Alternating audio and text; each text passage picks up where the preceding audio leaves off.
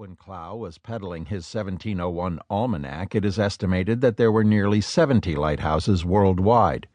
England boasted 14, many of which were well known to American colonists who traveled to and from the mother country, the most famous being the lighthouse built upon the dreaded Eddystone Rocks. Located 14 miles southwest of the port city of Plymouth, the Eddystone Rocks is a reef of gneiss and granite that is almost entirely submerged at high tide, when only a few feet of it break the surface. It is an oceanic hazard that had long terrorized mariners.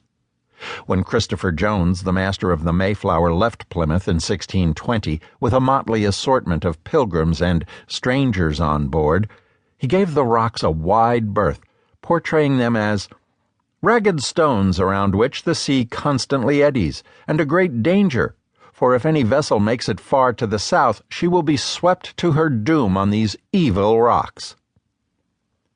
Toward the end of the 17th century, complaints about the great number of ships lost to the Eddystone Rocks reached a crescendo, compelling Trinity House, the English organization in charge of lighthouses, to authorize the construction of a lighthouse on one of these evil rocks so as to warn mariners away. Henry Winstanley spearheaded the project. Neither an engineer nor an architect, he had made his name as an entertainer and entrepreneur, his greatest claim to fame being Winstanley's Waterworks near London's Hyde Park, which featured fantastic fountains and water-drenched tableaus of classical gods. Winstanley invested his profits in shipping, and it was after 2 of his ships foundered on the Eddystone Rocks that he offered to finance and build the lighthouse on this desolate, wave-swept location. That he had no particular qualifications to take on this tremendously difficult task bothered the exceedingly self-assured businessman not in the least. After 2 years of backbreaking work, the Eddystone Lighthouse commenced operation in November 1698.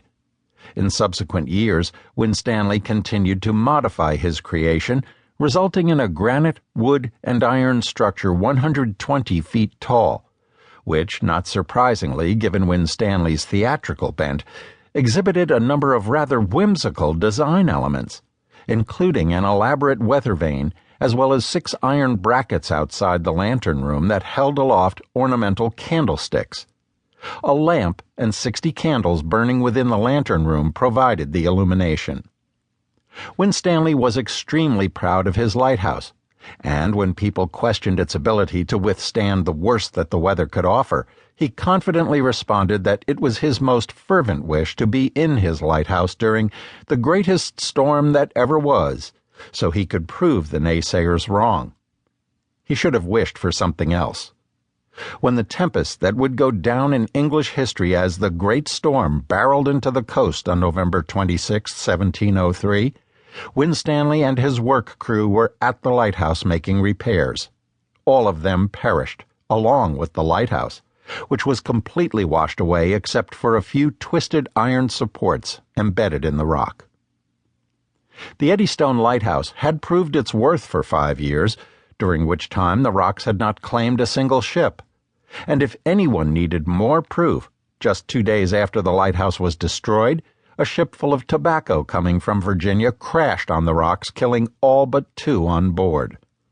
Until the last moments before impact, the ship's master had been desperately looking for the lighthouse that was not there. 6 years later, a second Eddystone lighthouse was built on the same foundation as the first, to the great relief of merchants and mariners alike. While there was no question as to the efficacy of lighthouses, Clough's question was not whether lighthouses were valuable in general, but whether building a lighthouse at Point Allerton in particular was a good idea. Located in the town of Hull at the tip of the Nantasket Peninsula, jutting into Boston Harbor, Point Allerton had, in effect, been a beacon of sorts for decades. In 1673, local residents built a crude stone structure upon which they burned fire bales of pitch and oakum in an iron grate. This, however, was not a lighthouse, but rather a bonfire used to alert nearby towns to the approach of enemy ships. An actual lighthouse, by contrast, would be of much greater utility, safeguarding commerce because of its strategic position near the largest city and preeminent port in the American colonies. Para seguir escuchando este audiolibro gratuitamente, haz clic en el enlace de la descripción y podrás escucharlo completo sin coste gracias a la prueba de 30 días de Audible.